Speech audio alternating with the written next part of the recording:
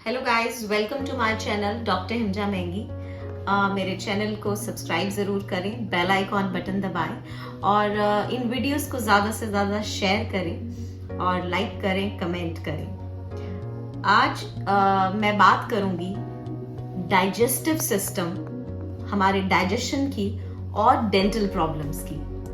कैसे कोरिलेट करते हैं ये दोनों आपस में। जी हाँ, एक तरफ हमारा डाइजेशन और दूसरी तरफ हमारी डेंटल या ओरल हेल्थ। आज उसी की बात करेंगे। हमारा इन दोनों में एक बहुत गहरा रिश्ता है। अगर हमारे दांत अनट्रीटेड रहते हैं, मतलब कि दांतों में कोई कीड़ा लगा है या दांत जो है वो मिसिंग है या दांत जो है वो माल अलाइंड है यानी कि आड़े टेढ़े हैं, तो उसकी वजह से हमारे डाइजेस्टिव सिस्टम पर बहुत गहरा असर पड़ता है। वो कैसे? देखिए, ये तो हम सब जानते हैं कि भगवान ने हमें दांत दिए हैं ताकि हम उनसे चबाकर, अच्छी तरह चबाकर खाना जो है वो खा सके। तो जब हमारे दांतों में किसी तरह का कोई प्रॉब्लम होता है या हमारे दांत मिसिंग होते हैं या दांत जो हैं वो माल अलाइंड होते हैं यानी कि टेढ़े मेढ़े होते हैं, तो हम अच्छे से खाने को चबा नहीं सकते, जो कि खाने का सबसे इम्पोर्टेंट काम है। और जब हम खाना अच्छे से चबा नहीं सकते तो जो बिना चबा हुआ खाना है, प्रॉपरली जो चबाया हुआ नहीं है, वही हमारे अंदर, हमारे पेट के अंदर जाता है और इनडाइजेशन करता है, यानी कि हमारे को एसिड रिफ्लक्स करता है। अब ये एसिड रिफ्लक्स क्या है? एसिड रिफ्लक्स एक बहुत ही नॉर्मल चीज है जो बहुत सारे लोगों में होती है।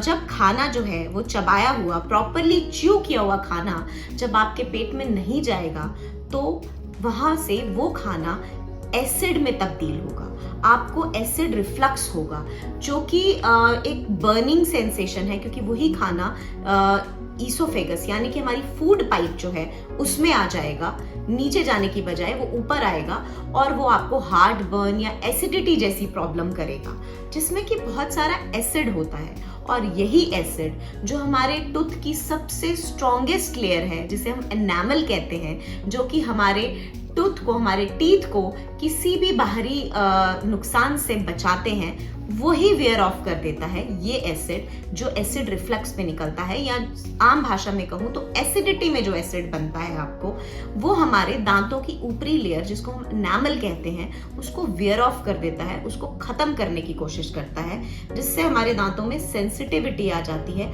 और भी बहुत तरह का नुकसान होते हैं। तो इसके लिए इस एसिड रिफ्लक्स को अवॉइड करने के लिए पहली बात तो आप अपने जो दांत हैं उनका ट्रीटमेंट पूरा कराएं। अगर उनमें कोई कीड़ा लगा है तो उसकी फिलिंग कराएं, रूट कैनाल की आवश्यकता है तो रूट कैनाल कराएं। और अगर आप घर में अपने दांतों को ठीक रखना चाहते हैं तो ये तो हम सबको पता है, 2 बार ब्रश करें, फ्लॉसिंग करें। और अगर कोई भी प्रॉब्लम, अगर आपका दांत कोई मिसिंग है या दांत आड़े टेढ़े हैं, तो डेंटिस्ट के पास जरूर जाएं, ताकि इस तरह की डाइजेस्टिव प्रॉब्लम्स से आप ना गुजरें और फिर एक विशियस सर्कल बन जाएगा। जब आपके दांत ठीक नहीं होंगे तो डाइजेशन की प्रॉब्लम होगी, डाइजेशन की प्रॉब्लम होगी तो दांत और खराब होंगे, और एक ये साइकिल जो है आपके पूरी बॉडी को नुकसान देगा। तो मेरी बात शायद आपको समझ में आई होगी कि एक तो आपने अपना गुड ओरल हाइजीन रखना है, यानी कि अपने मुंह को, अपने दांतों को साफ रखना है, स्वच्छ रखना है। हर 6 महीने में एक बार डेंटिस्ट के पास जरूर जाएं, ताकि इस तरह की अगर कोई प्रॉब्लम आपके दांतों में आने वाली है तो वो पहले ही उसकी जानकारी आपको दे और उसका इलाज आप कर सकें, ताकि आपके दांत, आपका मुंह और आपका डाइजेस्टिव सिस्टम, यानी कि आपकी खाना पचाने की जो क्षमता है वो ठीक रहे, अच्छी रहे, हेल्दी रहे, और आपको एसिडिटी जैसी प्रॉब्लम, हार्ट बर्न जैसी प्रॉब्लम, एसिड रिफ्लक्स जैसी प्रॉब्लम से ना गुजरना पड़े। हाँ, इसके अलावा भी एसिडिटी के या एसिड रिफ्लक्स के कारण होते हैं, पर डेंटल पॉइंट ऑफ व्यू से जो सबसे बड़ा कारण है वो आज मैंने आपको बताया। तो आशा करती हूँ कि आपको ये वीडियो पसंद आया होगा। तो प्लीज इसे ज्यादा से ज्यादा शेयर कीजिए अपने फ्रेंड्स को, अपने दोस्तों को, उन लोगों को जिनको एसिडिटी से बार बार गुजरना पड़ता है। ताकि शायद उनको भी यही कारण हो, इसी कारण की वजह से उन्हें एसिडिटी ज्यादा बनती हो। तो कम से कम अपना ओरल हाइजीन तो आप मेंटेन करें। स्वस्थ रहें, खुश रहें।